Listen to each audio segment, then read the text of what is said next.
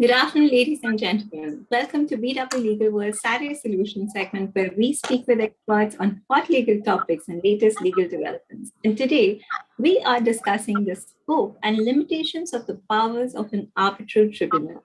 To make this discussion fruitful, on a very distinguished panel, we have with us Mr. Hiru Advani, founder and managing partner at Advani Law, Ms. Charanya Lakshmi Kumaran, partner Lakshmi Kumaran and Sridharan, Mr. Surya Ganguly, partner Argus Partners, Mr. Abhileen Chaturvedi, associate partner Economic Laws Practice, and Mr. Prakardeep, senior associate Shardul Amarchand Mangalas & Co.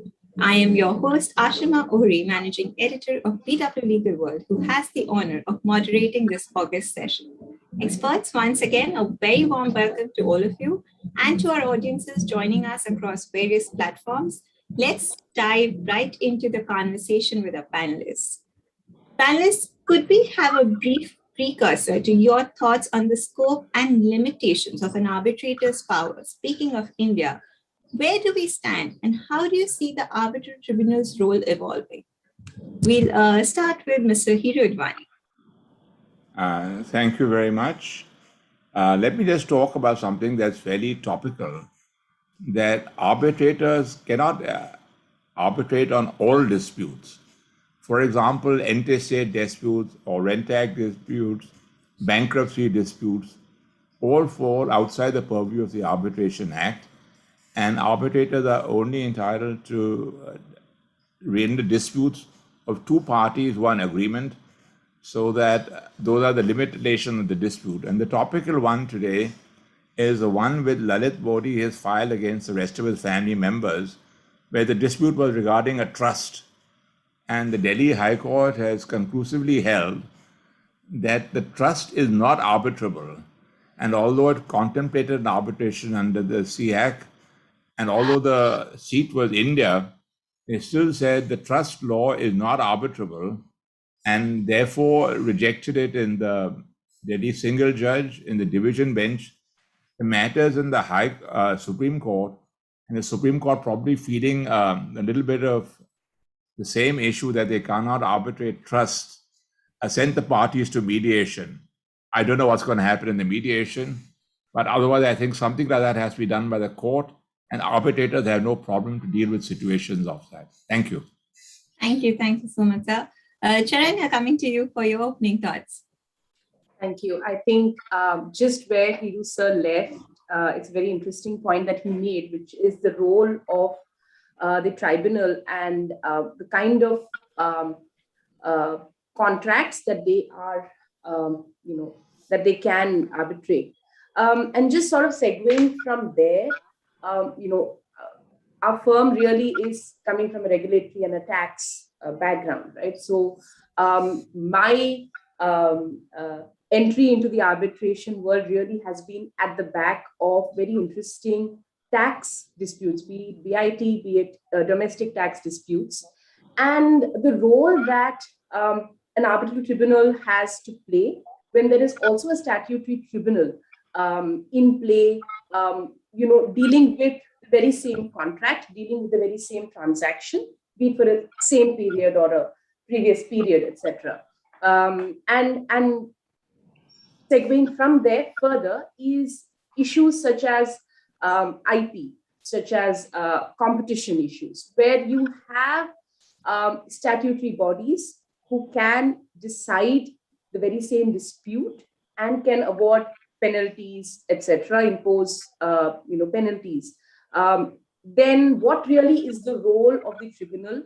Are we expanding it, or should we be looking at it?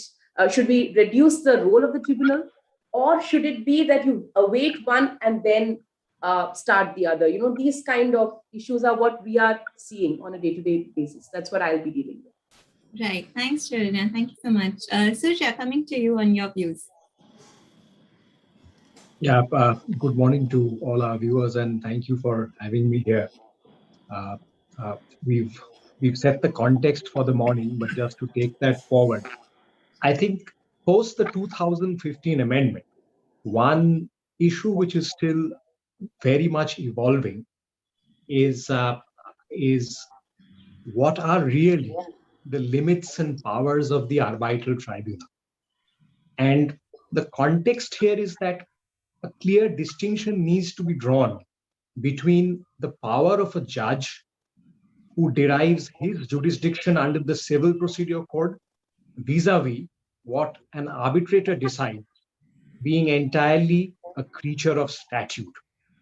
And to that extent, we are now in a scenario where complex agreements are being negotiated from time to time. These are multi-party agreements, having umbrella agreements, and the whole group of companies doctrine also comes into the fore.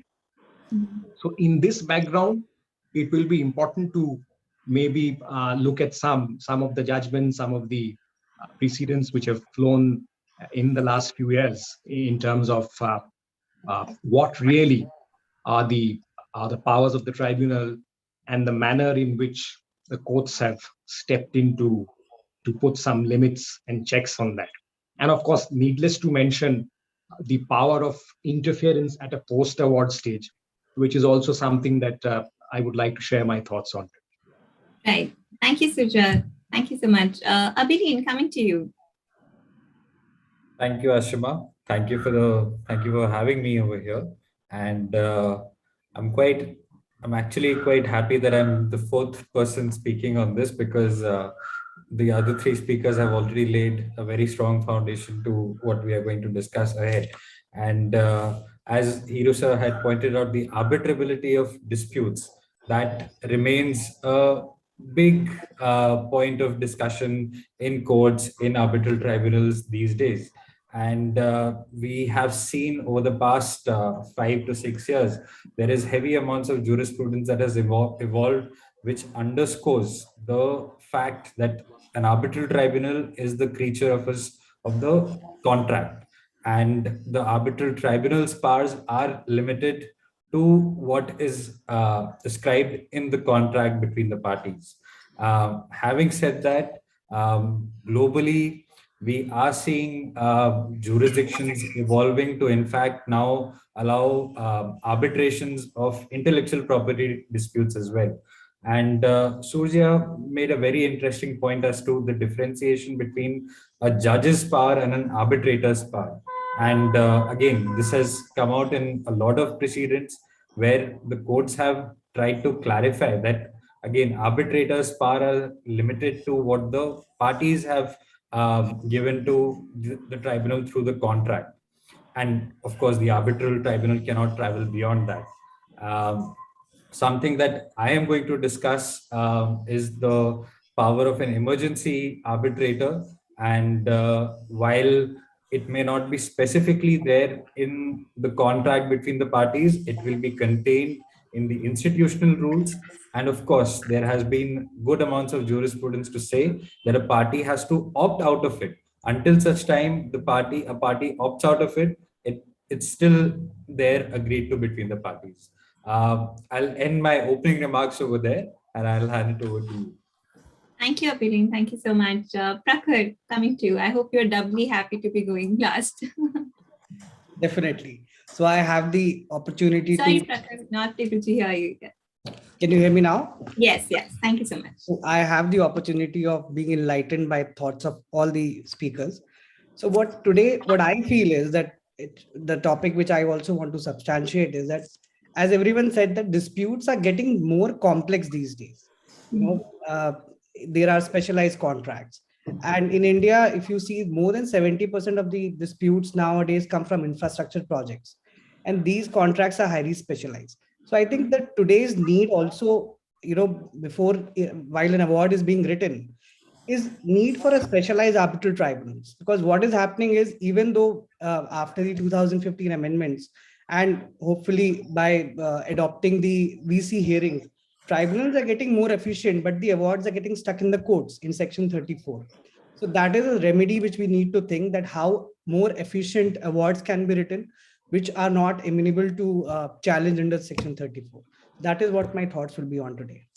Right. Thank you so much, Prakhar and panelists, for your opening comments. Coming back to Mr. Advani. So you've obviously spoken about the arbitrability of the disputes. we'd also like to know from you something on third-party funding. Across the globe, third-party funding has become popular. There's a difference in views globally as against India. A sole arbitrator in a judgment that I was reading about, said he has the powers, including the cost of third-party funding within a costs awards. Would you please throw some more light on how an arbitral tribunal can judge the reasonableness of these awards, or what are the aspects that they can go into? Okay, just for the benefits of our audience, there are a number of third-party funders, basically, who raised a fund and who exclusively finance disputes, usually arbitration disputes, but sometimes court disputes as well. And they take a percentage of the winnings. This has not been a common practice in India, but it's been happening all over the world. And the Supreme Court in a judgment has said it's permissible in India. But unlike other parts of the world, there are no rules or regulations as to what is third-party funding permissible and to what extent. For example, can a third-party funder come and say, yes, I'm funding the arbitration, but I want 90% of the winnings and leave only 10% for the party? I think something like that, I think the courts would rightly strike that down as public policy, against public policy. Although there are no hard and fast rules about it, most jurisdictions do have rules, and I hope we also start getting rules. What has now become interesting is that in some jurisdictions, in fact, most jurisdictions, the parties are entitled to ask the parties to disclose, are you third-party funded? And if so, what are the terms and conditions of that third-party funding? And this is for two reasons. Because if the party is completely impecunious and has got third-party funding, then who can we award costs against? Can we award costs against a third-party funder? Most jurisdictions have taken the view, yes, that in appropriate circumstances you can award against a third-party funder. The second issue is that why are the third-party funders coming in? Because a party doesn't have the costs. So when a third-party funder, if the arbitration award succeeds, can you also award the cost of the third-party funder? Because the third-party funder may be taking 25% of the earnings of the award. Can you award that as a share of costs? There's a leading judgment in England, which did involve an Indian party, SR versus Northolt, where in fact, the tribunal awarded the costs, including the amounts that are payable to the third-party funding. Their judgment went up in appeal to the appeal court in England and was again sustained. So there are good reasons to disclose third-party funding. Some of the reasons that are against disclosure of third-party funding is that in fact going to bias the arbitrators? Because the third-party funders usually will not take up a case unless they feel it's a very strong case and they're likely to win. And now you had one review, if not two reviews, by another law firm saying, yes, this case is very likely to succeed. Is that going to subconsciously affect the third-party arbitrators or not? I'm going to say, obviously, so many lawyers and so many experienced men of commerce have looked at it and said, this is a really winning case. Does that subconsciously affect a decision? So there are pros and cons about whether or not third-party funding should be disclosed. The general rule in most jurisdictions is yes. England has followed the rule that even the third-party funding costs will be awarded. Presently, it was awarded in one case that I've done in Singapore, and that is going to be tested soon in the Bombay High Court, because obviously the other party has challenged it, said it's against public policy. I don't know the answer what's going to happen, but these are the kind of issues that arise with third-party funding. We understand that now third-party funding is, especially in investor-state arbitrations, almost 50% are funded third-party. And even commercial large claims, like somebody suggested, infrastructure claims, about 15% or 16%, and it's growing by the day, are funded by third-party. So it's obviously important that the government here, or the Law Commission, or the Supreme Court, or somebody takes note of this and make some rules that define how third-party funding can be done, when it is appropriate, what kind of costs should be awarded, and can costs be awarded against a third-party funder if in fact the impecunious party who has taken a chance and gone to arbitration, but can never bear the costs, which are sometimes quite serious. Right. These are the issues that India will be confronted with. Many jurisdictions have already been confronted with and have started dealing with this. Thank you. Thank you, sir. Follow-on question, like you mentioned in the English courts, we also went through some of the judgments. So could we have clarity on the adverse effect of not disclosing a funding arrangement? So you said, the two sides are, there could be a bias and, otherwise, but how does this impact the decision of a court if it's actually, of the arbitral tribunal, if such arrangements are not disclosed? The problem is that then one does not know, in fact, has the third party funder just bought up the claim for cheap and say that, okay, I'm funding the third party, the claim may be $50 million, I'm funding the cost of $1.5 million, I get 95% of the winnings. Effectively, he bought over the claim and for $1.5 million.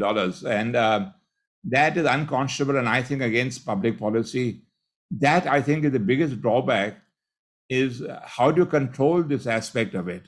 Unless it is disclosed and unless arbitrators have a right to ask for this disclosure, how do you control the commercial balance between the party who's being funded and the third party funder?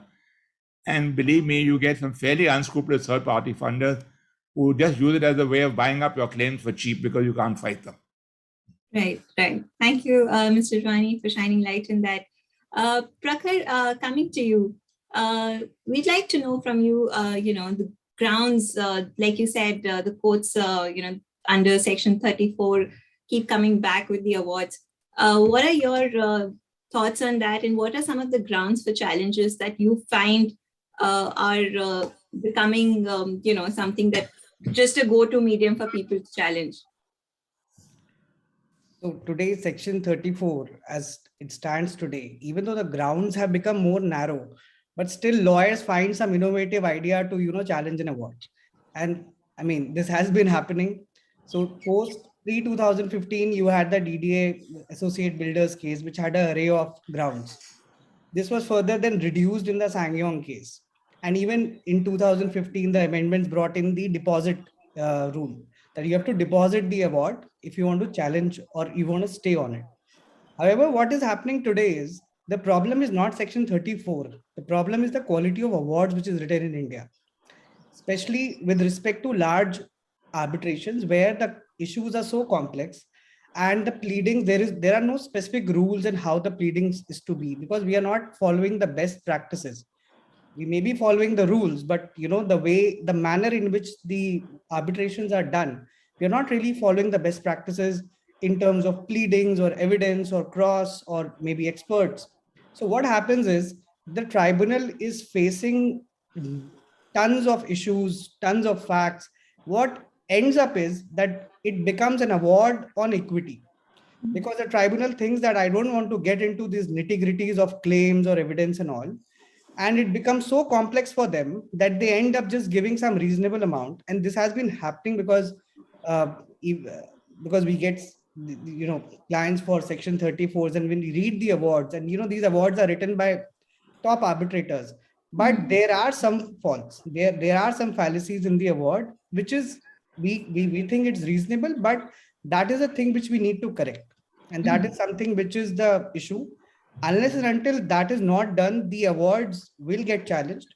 And if you see any award, there are some mistakes, and what as parties, they rake the issue before the court, and that becomes a main issue before the court. And even though the awards are not set aside, after the deposit is made in court, the Section 34 goes into a backlog, and then it keeps on pending for 2-3 years, and the parties await for a final hearing. So that finality of arbitration is something which is an issue, which is still an issue. So even though, Section 34 is now well defined, but there has to be a review process for awards. Like you have it many other institutional arbitrations that once the award is written, it is reviewed by the institution to check whether there are some infirmities or not, or whether there are few issues which can be challenged. This is a process which is not done in India, especially in the ad hoc arbitrations. And that is the reason maybe, why more and more awards are getting challenged. And, courts are so, once the parties offers a deposit for stay, courts are usually lenient in issuing notice and putting a stay on the award, and the other side usually gets the money by depositing a bank guarantee. So this whole process has no end to it, because the winning party may get a benefit of the award by depositing BG, and the party who is challenging it, it keeps on dragging the matter in court for years. So there has to be some streamlining process of when the award is passed to before it is, finalized by the arbitrator. So peer review process is very important to reduce Right. the 34 petitions. Thank you, Prakha. We'll come back to you again to know more on this. Before that, I'd like to invite Charanya to the discussion. Charanya, you have a considerable experience in dealing with statutory tribunals and tax disputes. Would you please give us the lay of the land when it comes to some of the peculiar issues that you have to deal with, both at arbitration level and the statutory tribunal level? Yeah, absolutely. I think before I comment on that, one thing which I think we are hearing everybody say is the need for experts, the fact that arbitrations are getting more and more complicated, and finally the quality of the award. It is not just narrowing down your section 34 grounds that are going to prevent appeals. It is the quality of awards, it is the quality of evidence that is being led, and the fact that both sides feel that they have satisfied and they've exhausted all their arguments before a just and reasonable tribunal. That's really when you realize that, okay, there is nothing more left for me to say, even if I go in a 34. Of course, therefore 34, and that's really the purpose of why 34 kept getting narrow. Unfortunately, we're doing some symptomatic treatment, but not the core treatment. Now, when we talk about regulatory laws and when there is a violation of, say, a regulatory or a tax law. So I've been dealing extensively over the last few years with very peculiar issues which seem to come to us because of our tax background. See, when it comes to service tax, when it comes to goods and services tax, when it comes to customs or sales tax, these are all contract-based levies. The tax laws themselves have evolved over the last 40 years to recognize that the value of the goods is going to be determined by the contract, where the delivery is going to be made, what is the classification of the product, what is the classification of the service. All of that really now revolves around the contract. So we therefore have for years and years been seeing these contracts, right? And advising clients on whether you should be, paying 12% rate of duty or 18% rate of duty, or you're eligible for an exemption, so on and so forth, right? Now, when it comes to regulatory laws and tax laws, two peculiar things I'd like to highlight. First is when the same clause of the contract, based on which the department raises a demand on, say, the contractor, right? Which he believed initially was, say, either 5% or 12%, but the department says, no, you're liable to pay a higher rate, right? Which they now are trying to recover from their employer by way of the contract. So what happens is there is a statutory proceeding going on. So there is, say, this balance of 6% or 10% that the contractor has paid. He is going to continue challenging that. It's not that, because today the situation is such that I can't give up either of my claims. I can't give up my claim against the department. I cannot give up my claim against the employer as well. So there are two parallel proceedings in many cases that we see that sort of start simultaneously. Now the question is it crucial to understand whether tax is payable. So should the tribunal wait for the tax tribunal or the tax authorities to take a view on what is the leviability of tax in that for that contract? Or should you wait for the tribunal to decide what is the nature of the service or nature of the contract and use that as evidence in the statutory tribunals? So we are really facing these, and because it's for the same client and we are before two different authorities in different positions. So one has to maintain the same story or the same thread in both tribunals. And you might have different reactions at different tribunals, but that is really a strategic problem that we are facing.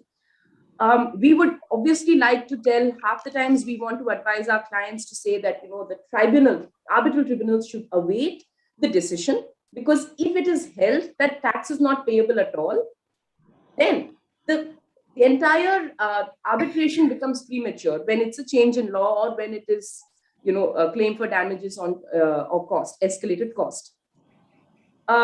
So this is really a dilemma we are facing, and we are actually having to deal with it on a case-to-case basis. Interestingly, in tax laws, you also have the concept of advance rulings. So that's really meant to give certainty and meant to give closure to clients or to companies to determine their tax rates and tax slabs, etc. That is an abridged version of assessment that clients can go and opt for. So one thing that we are seeing, especially post GST, there's an advance ruling authority in every state, and they are giving advance rulings on possibly every single question that is there.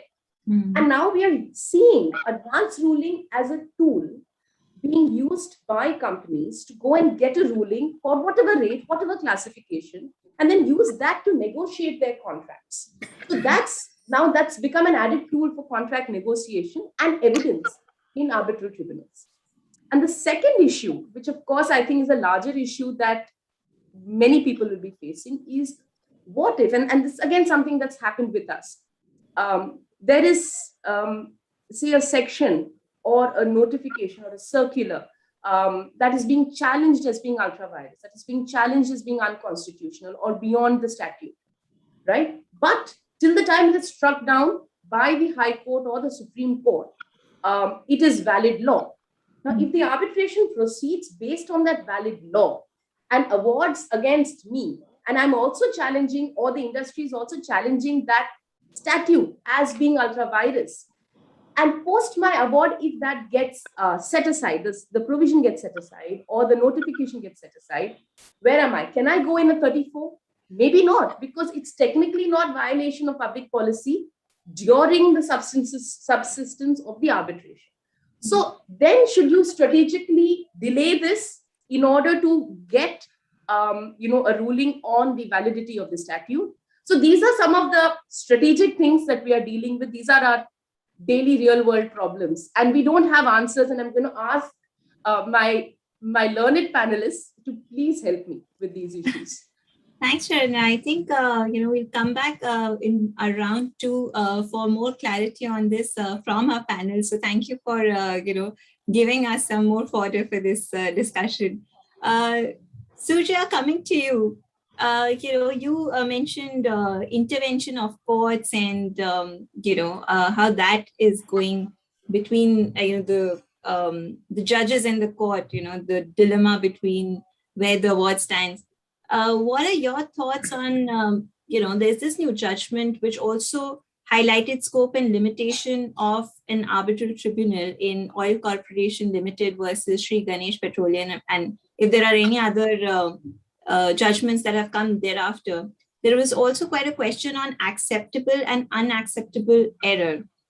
So if you could clarify for our audiences, what are these, and in light of, also then further tell us more about, as you mentioned in your opening comments, about intervention of courts. So if you see, when the 1996 Act came into the foray, the objective behind it was to bring it in line with the UNCITRAL guidelines, which at that point in time, the 1940 Act overlooked. And accordingly, a lot of sections got incorporated, a lot of sections got removed, and we wanted to make India an internationally arbitration-friendly jurisdiction. Now come to 2015 and the October Amendment which came through. The scope of interference in a 34 became far narrower. And when I say far narrower, if you compare it with the times when there was an ONGC saw pipes in 2003, vis-a-vis when you've now seen Associated Builders, or we've even moved further to a Sanyong Engineering or an MMTC versus Vedanta, the accepted view now seems to be that if the view taken by the arbitrator is a plausible view, then even if it is not something which appeals to the Section 34 court, the Section 34 court will not get into the merits of the matter to set it aside. So to answer your question, acceptable, not acceptable, the phrase that the courts uses, must be a plausible view. It's quite easy to say that in the context of a contract, view A and view B, both of these may be plausible and viable. But just because view B was not acceptable to the respondent does not mean you can open up the Pandora's box in a 34. That seems to be the mood of the court. And very interestingly, if you come to this judgment of Justice Nariman, which has come in the National Highways versus Hakim, whatever the full citation is, I think Hakim, M. Hakim. And Justice Nariman, in his usual lucid style, he's gone on to explain that even if a part of the award is unacceptable to the court cannot modify it. It has to either set it aside or it has to uphold it. There is no scope of a modification. And this is actually a clear departure from what the 1940 Act provided. There was actually a provision which enabled or entitled the court to modify an award in certain circumstances. And Justice Nariman even goes to the extent of saying that if you look at how the language to Section 34 starts with, it is a limited recourse which is available to a party who is trying to set aside an award. It is not an appeal within the meaning of the Civil Procedure Code. So you cannot get into all aspects of facts, all aspects of law. It is a very limited purview which you must selectively resort to. Of course, you mentioned the IOCL judgment, and there, of course, the view of the learned judge was that if the arbitrator has completely gone beyond the contract, that is a jurisdictional error at the very outset, and that, of course, can invite a challenge under Section 34. In fact, Justice Nariman uses the word that this Lakshman Rekha, so uses the word Lakshman Rekha, cannot be surpassed, no matter how fancy the arguments are. And so, as a law firm, we are largely into construction and EPC arbitrations. And typically, if you see in that domain, the reliefs are couched in the nature of liquidated damages, escalation, prolongation, and so on and so forth. And there is a significant impetus on the use of formulae also for computation of damages and other claims, where in certain scenarios, it may not be possible to exactly classify the quantum of what you've suffered. Here also, the courts have said, and now we have, of course, these well-recognized engineering formulas like your MDEN, which are quite accepted internationally, and we keep using that. And McDermott-Burns standard recognizes that it is absolutely okay in these engineering contracts to bring in formulae for the purposes of computation of your prolongation claims, your escalation claims. And ordinarily, unless the court finds that the view is completely perverse, the court will not go in and interfere. So just to round up on that, the phrase expression used is the view should be a plausible view, acceptable view. Right. Even if it is not appealing to the court, but if it's a plausible view which comes out from the construct of the contract, the award must be upheld. Right. Thank you, Suja, for clarity on that. We'll come back for more in the next round. Abilene, coming to you, like you said, emergency arbitrator, not part of our statute currently, but how is it being read in light of Amazon future dispute and globally? Your thoughts on that? Certainly.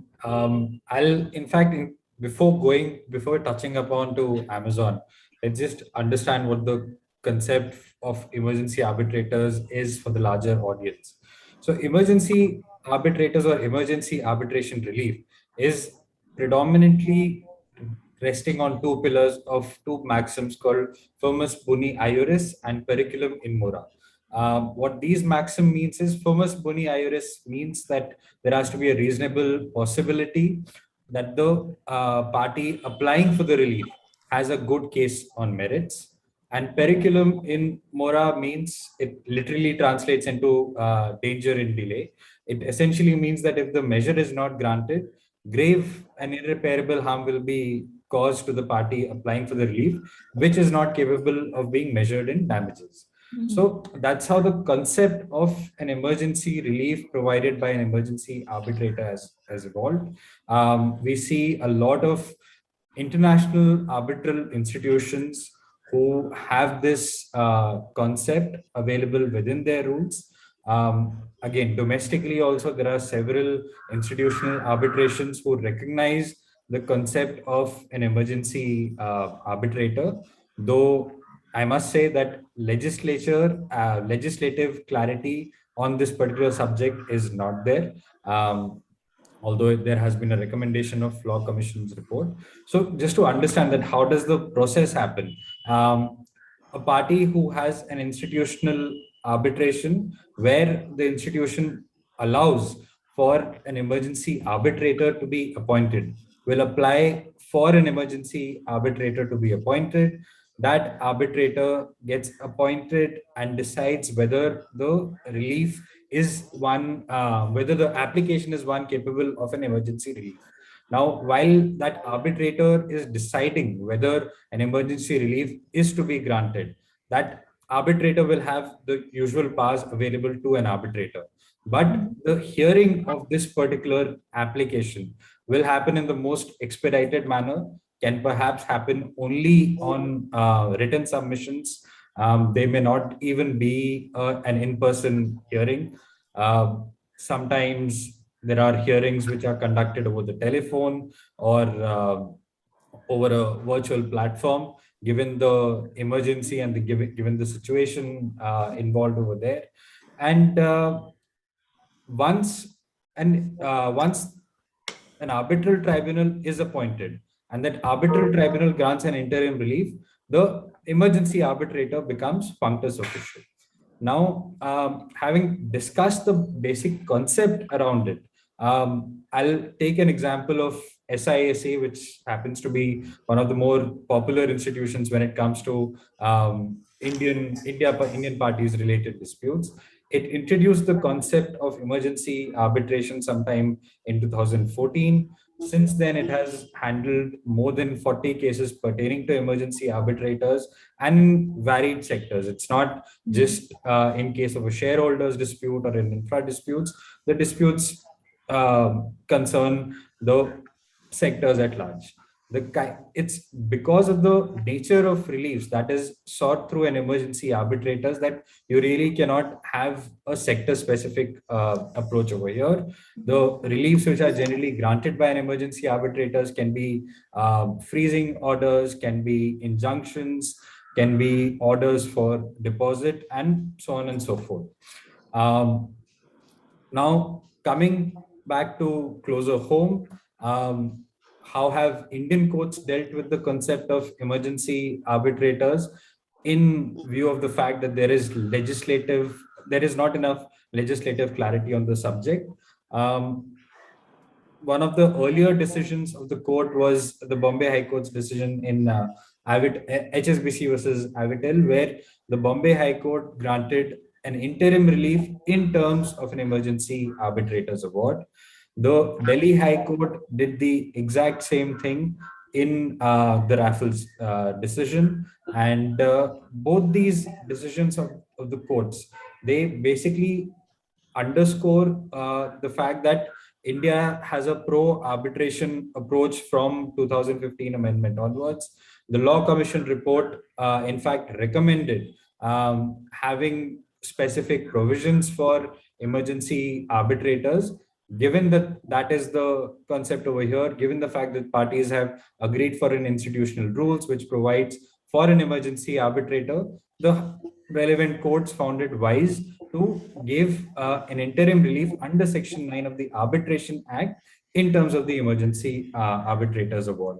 There is, of course, another judgment in the case of Ashwini Midda versus Shinyu versus Yushin, where the Delhi High Court seems to take a different position, where they said that because you have elected for an institution and the seat of arbitration outside India, in those circumstances, it distinguished the decisions in Avitel and Raffles, and said that because the seat of arbitration is outside India, the court in India cannot grant a relief in terms of emergency arbitrators relief under Section 9.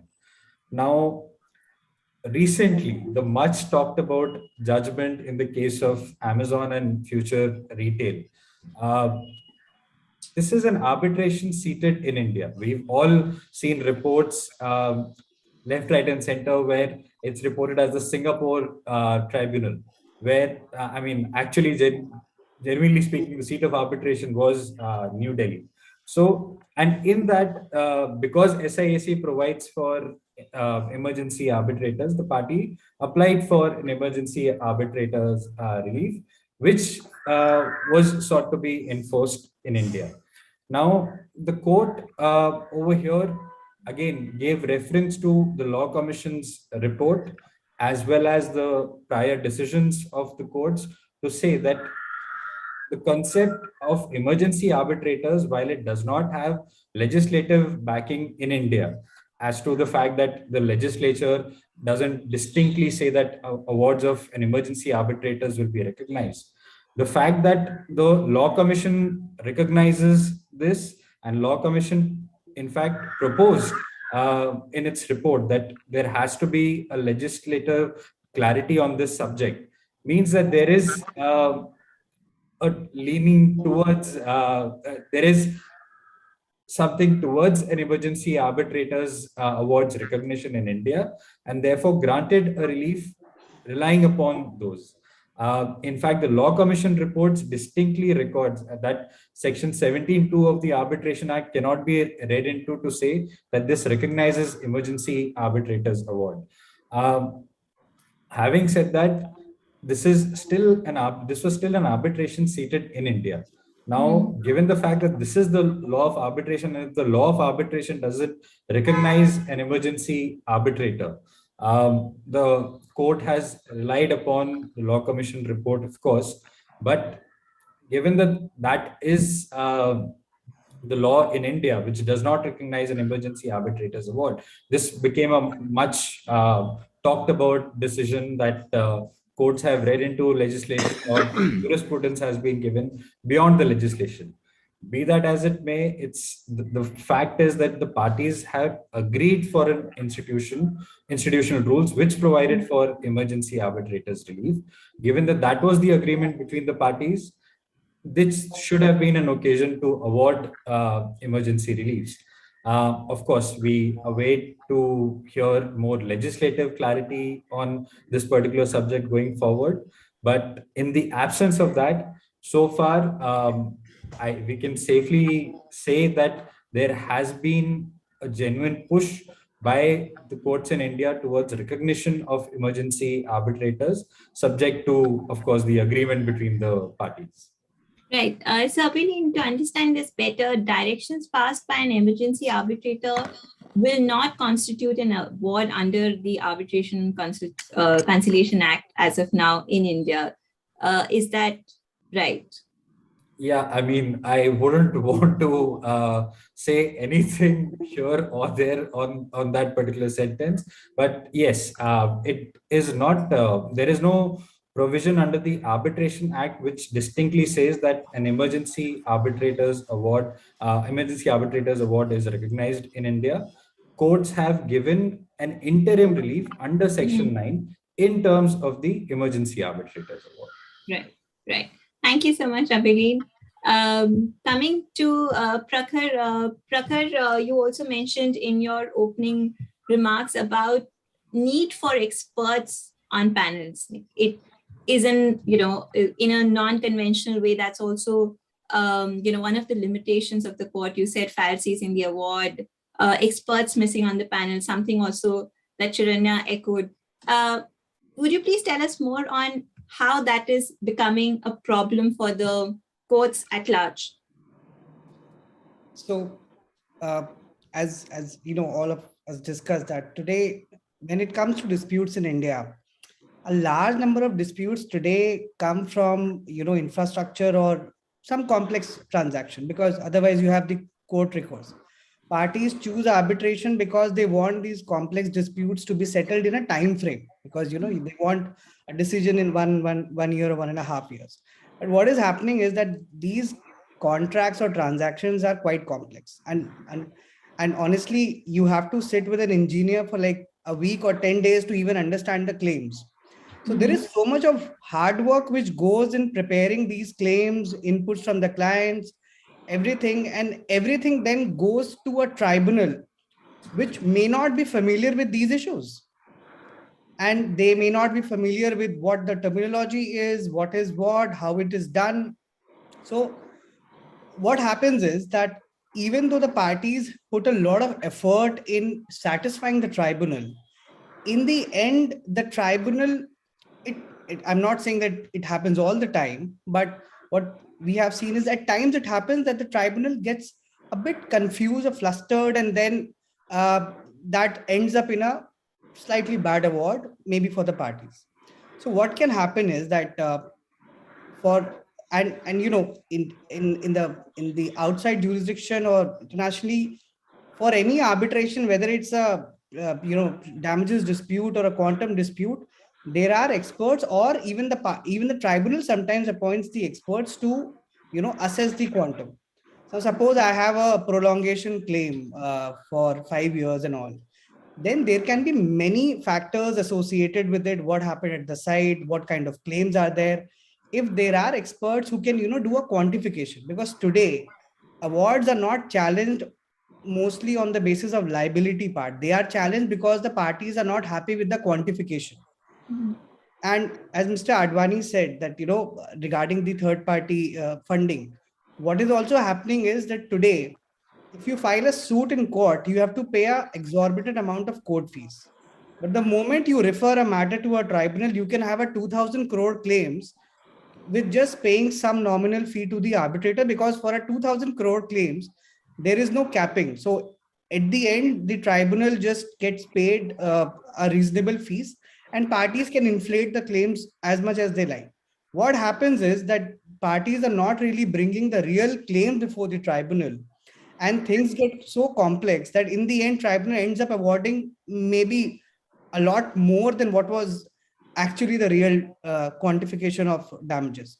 So in order to address all these issues, in order to have a better awards in terms of quantification, it is really necessary that tribunals take assistance from the experts and even allow parties to submit expert reports. In my personal opinion, we had an arbitration few years back where we filed an application for appointment of a delay expert. Now the tribunal said that no, we have two experts with us. The tribunal consisted of two engineers and one Supreme Court judge. They said we don't need it. And what happened was that even the engineers who were there, they were from some other department. It was a tunnel construction. They were not able to, understand it. And later on, the tribunal had to appoint an expert after, persistence. So tribunals also have to, be more accept in a way acceptance about this practice, that yes, of course they have to write the award, but taking assistance from someone won't really undermine their authority. Right. And considering the way arbitrations are going right now, if we want better quality of awards, then we need assistance from experts, and we need damages expert or delay analysis expert, so that the parties in the end of a final hearing, they really have the real issues to argue with, and may Right. not really argue on issues which are not necessary for the adjudication. So the liability part or the core issues then will be left for the arguments. So that is why I think we have to more adopt these practices to have a better awards in India. May I just add one comment on that? Yes, sir. It's very often both the parties bring experts. It's very common. And then the tribunal suggests, why doesn't the tribunal appoint its own expert? But it can only be done with the consent of the parties, because the parties have to pay for it. And there is some reluctance to have a third expert appointed, because it's almost like the arbitrators are abdicating the responsibility. You have two experts who've taken a view. You can narrow it down their way to make them meet. The experts meet beforehand, give a comprehensive report of their differences, and come up with answers. But when the tribunal then said, no, but we want our own expert to come in, are the arbitrators, in fact, abdicating the responsibility and saying, okay, we'll rely on somebody else, we're not going to make the decision. So there is a certain amount of reluctance to permit the arbitrators to have their own expert, so to speak. Right. Right. So also coming to you on the compensation part, what is the scope of granting compensation for on account of delay or, escalation of prices? There is many contracts that we've seen. Well, then say, okay, if there are delays, even if the employer who owns the project causes the delays, etc., and sometimes the clause will say, yes, time will be granted, you may not get liquidated damages, but even if he's even if he's caused the delays, he's not liable for any cost compensation whatsoever. They use words very, very broadly. The Delhi High Court, fortunately, has taken a view. One judge took a very, very radical view. I don't think that's followed in other places. Justice Valmiki Mehta decided in a judgment that looking at Section 23 of the Act, if you take a view that you can get no compensation, then that's negating Section 73 of the Act, which grants compensation. So that clause should be treated as void. I don't think other judges have taken that extreme a view. And most arbitral tribunals will find a way that even if you say no compensation, they'll say that, but that no compensation means the party can't get. It doesn't mean that the arbitrator can't grant. Mm-hmm. So there have been two divergent Supreme Court judgments on that, which, because it hasn't gone to a full bench to decide this resolution, each court takes its own view. Mm-hmm. And most of them support the arbitrator's view whether they granted compensation, despite a clause saying no compensation is going to be payable, because that in fact negates Section 73 of the contract that you're entitled to compensation. So these are some of the complex issues. I just thought I'll bring up one or two other issues that arbitrators face, sometimes differential between international and India. Mm-hmm. If you do an international arbitration, the arbitrators will definitely limit your time to cross-examination. You cannot do it indefinitely. They will say maybe 3 hours, 4 hours, or you can take 2 days and you sort your own time out, but all the witnesses must be done in 2 days or 3 days, whatever they decide. This policy is not followed in India, where the cross-examination is rambling and goes on, time limits aren't placed. There have been views of the European courts very, very clearly that arbitrators are fully entitled to place time limits, and therefore your right to hearing has not been denied. But there's no decision on an Indian court, and therefore arbitrators are somewhat hesitant to enforce time limits and say, look, it's going to end today, and I'm not giving you have 3 hours for arguments, and that's going to be done. they are a little bit nervous because in the courts we take the view they were not given a fair hearing. So it hasn't been done in India, but in most international arbitration, time limits are de rigueur. And one of the other issues that arbitrators face in today's climate because of the pandemic, everybody is doing arbitrations on video conferencing.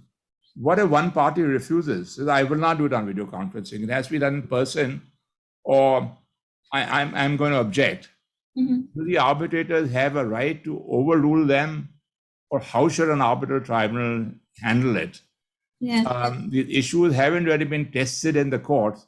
In my view, the arbitration should simply overrule it and insist on a video conferencing and saying we're not going to postpone the arbitration for a year and a half, 2 years for the length of the pandemic. And if you don't participate, you don't participate, you face the risk and all the consequences. But these issues do arise, and most arbitrators duck that issue and say, okay, let's see the situation is better 3 months from now. We will not insist on video conferencing. Having said that, there is some support for the Supreme Court judgments when witnesses are overseas, etc. Say video conferencing should be the norm. Supreme Court has supported that view. And I'm fairly confident that if party just refuse to participate on video conferencing arbitrations, I suspect our courts will also support that view. But it's not a tried and tested view. Right, sir. Also, taking this time to, invite Sharanya for her question that she'd like to throw to the panelists. Sharanya, you had some questions for a cross-panel discussion. Here's your time. Thank you. So I think the question I really wanted to pose to the panel is, especially, so I had spoken about, say, tax.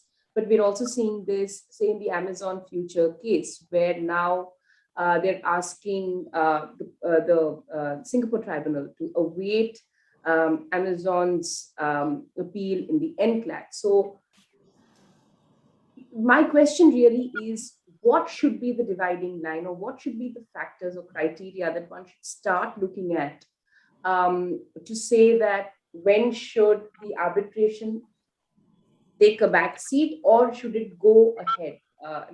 What really are the criteria? Maybe the others can throw light on that. We have done a tax issue very similar to what you're saying. And we took a halfway house view and said, yes, we are claiming the tax, but we are also in the event that some court decides that tax is not payable, then we are claiming indemnities in any case. Right. So if I'm granted an indemnity, it's a halfway house solution.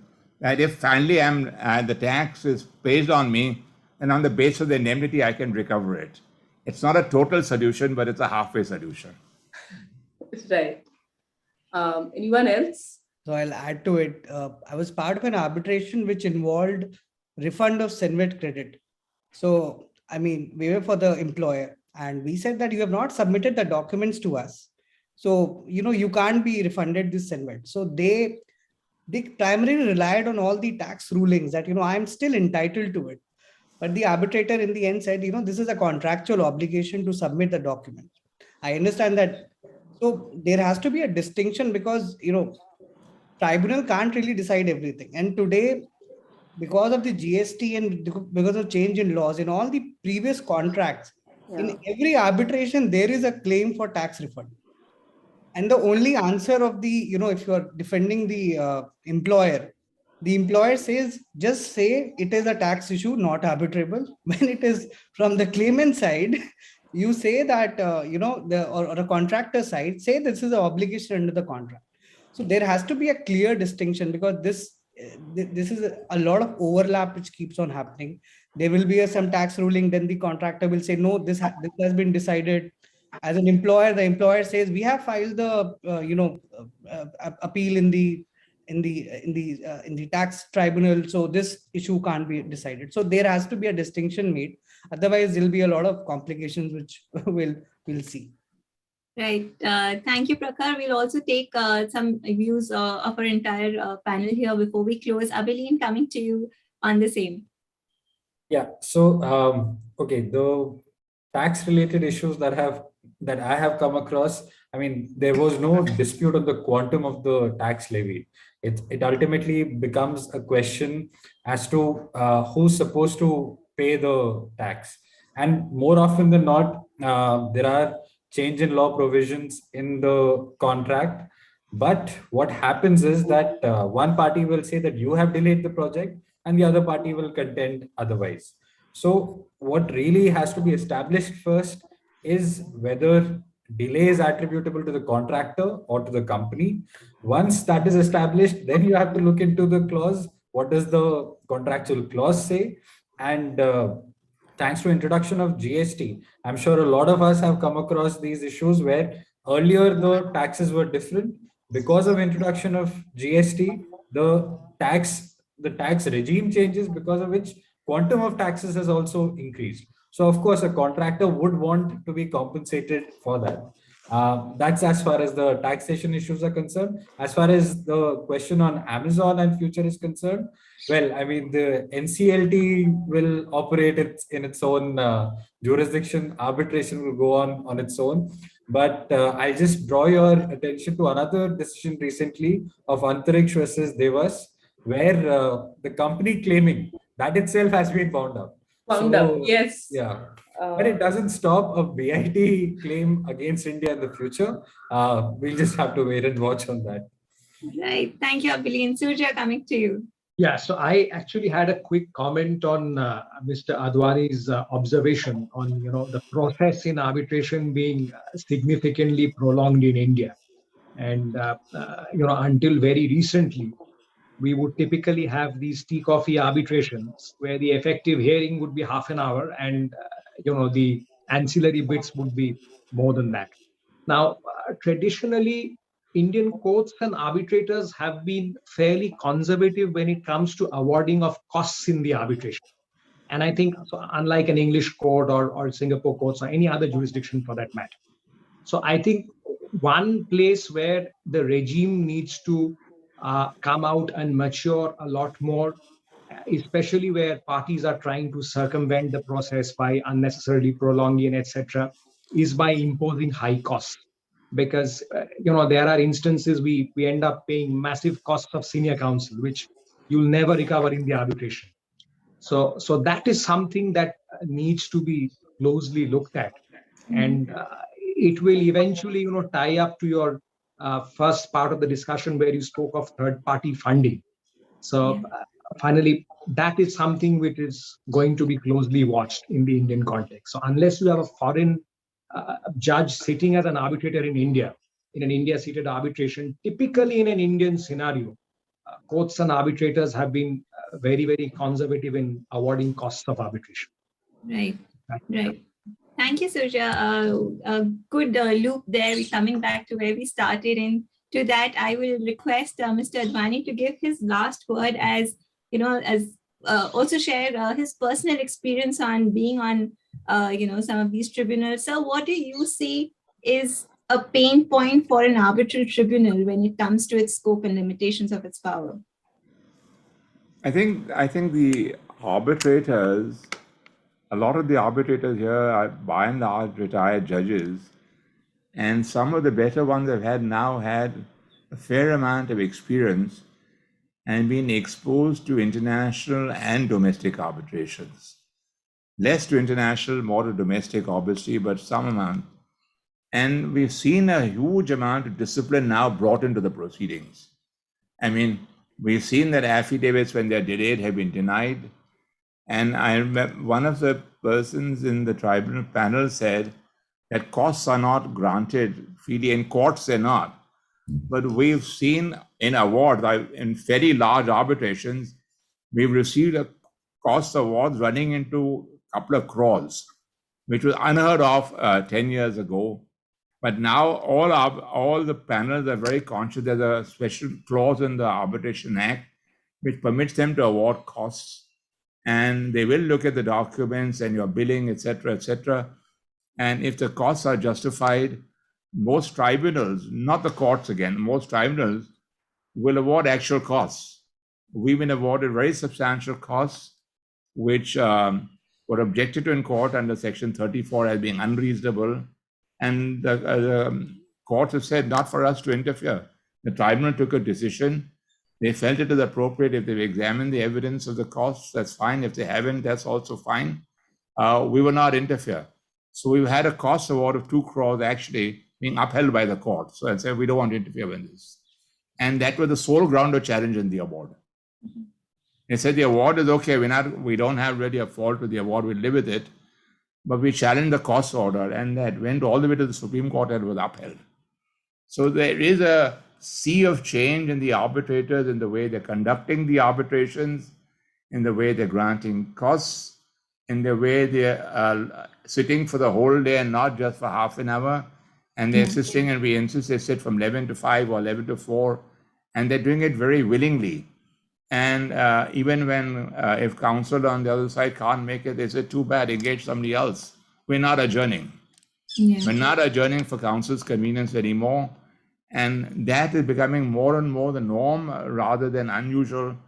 And it's good to see that the arbitrators are picking up what is happening in international arbitrations and in the sense are getting much more disciplined, especially some of the arbitrators who are presiding arbitrators and have stronger personalities. Right, sir.